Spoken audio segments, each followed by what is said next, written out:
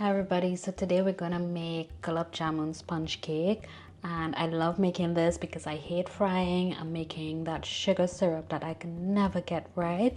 So today we're gonna start with 200 grams of butter, and you could use whatever butter you like, but I use a lightly salted butter and it brings out the sweetness of all my desserts. You use whatever you like. If your butter is too salty and you want to control that salt, use plain butter and add your salt after.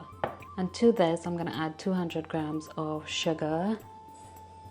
I'm using caster sugar because it's the perfect grain to get that grainy sponge, but get that light, fluffy butter sugar whip. I don't care about that because sometimes I use a spatula and my cakes come out fine. Here is my sugar butter mix. Now we add the spices. You can add the spices whenever you want, but I'm gonna add them now. So it's gonna be 1 teaspoon of cinnamon, 1 teaspoon of elaichi or cardamom.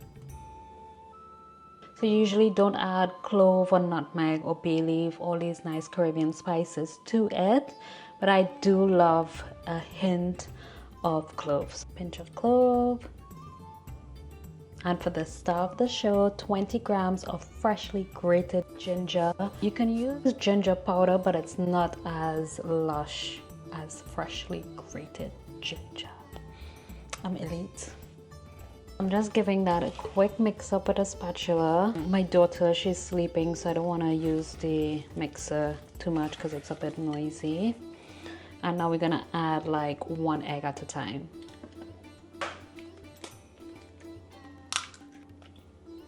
Then we make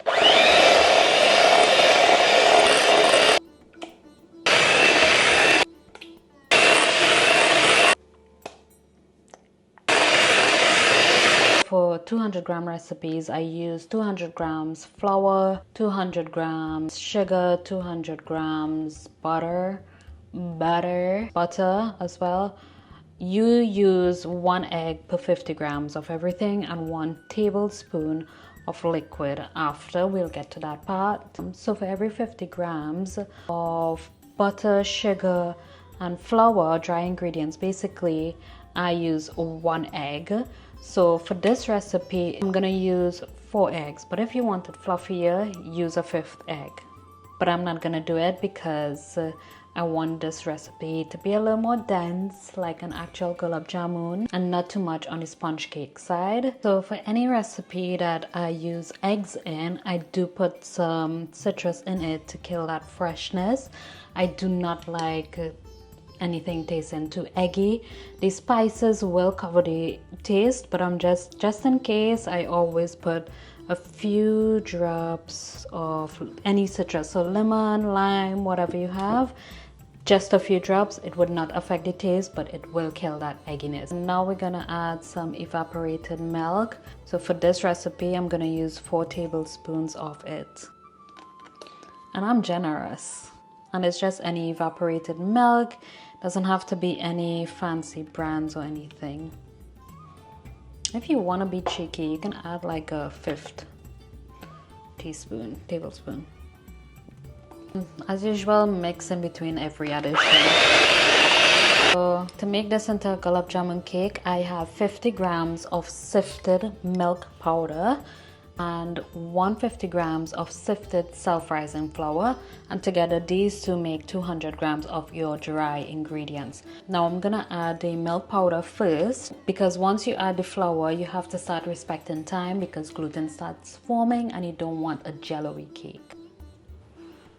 So I just added the milk powder. I'm gonna mix that first, and then we add half of the flour mixed, and then the next half of the flour.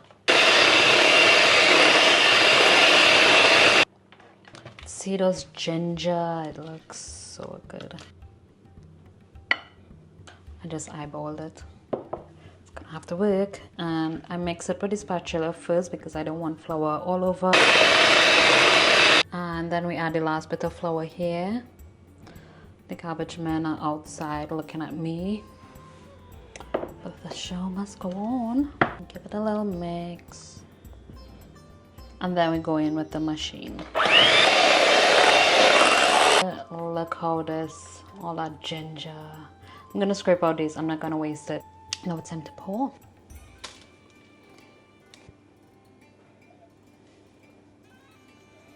And we just level it out now. It's ready to bake. So this is all finished and it's ready to go into the oven. I'm gonna pretend I have one of those fancy TV kitchen ovens, so bear with me.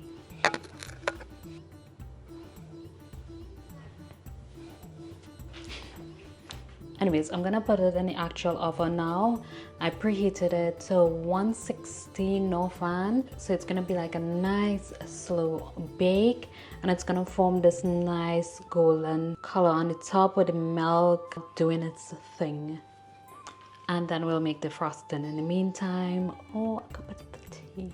So for the frosting, it's super simple, because I love Gulab Jamun and I want to reduce the work as much as possible. And one of the things that was the hardest for me to get, it is still a struggle for me, is that sugar syrup.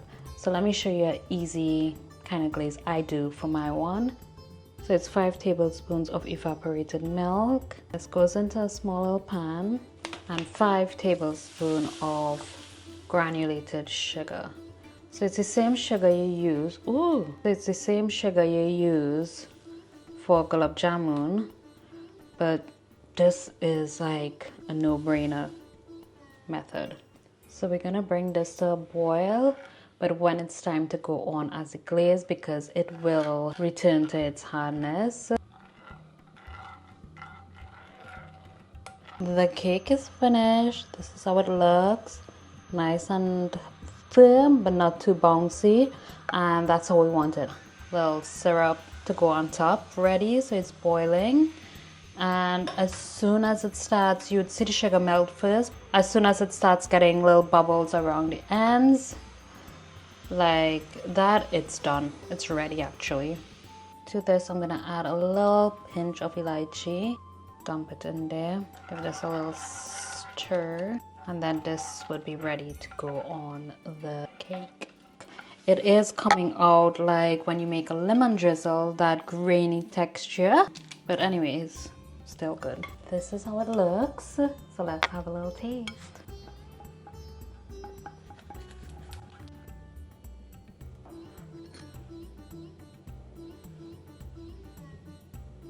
So let's take, I like the end piece, it's always the yummiest.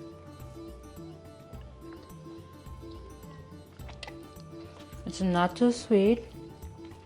I did overbeat the flour, so it is kind of gummy. It's not as spongy as it would normally be,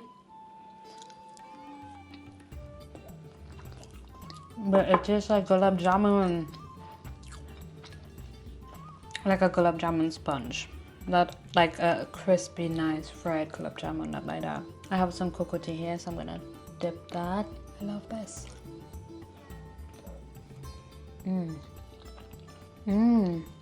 Chocolate Gulab Jamun.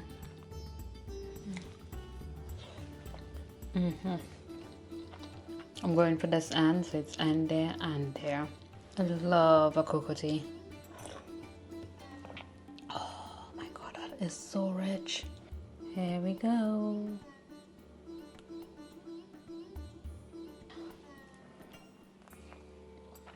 So I hope you guys try this recipe and recreate it, and let me know if it's easier than making an actual Gulab Jamun. Don't get me wrong, there's nothing that could replace an actual Gulab Jamun, but this just tastes so good, and it's a good substitute if you're lazy and you can't really cook as good as other people who makes wonderful Gulab Jamun. Anyways, bye. I hope you all enjoyed this.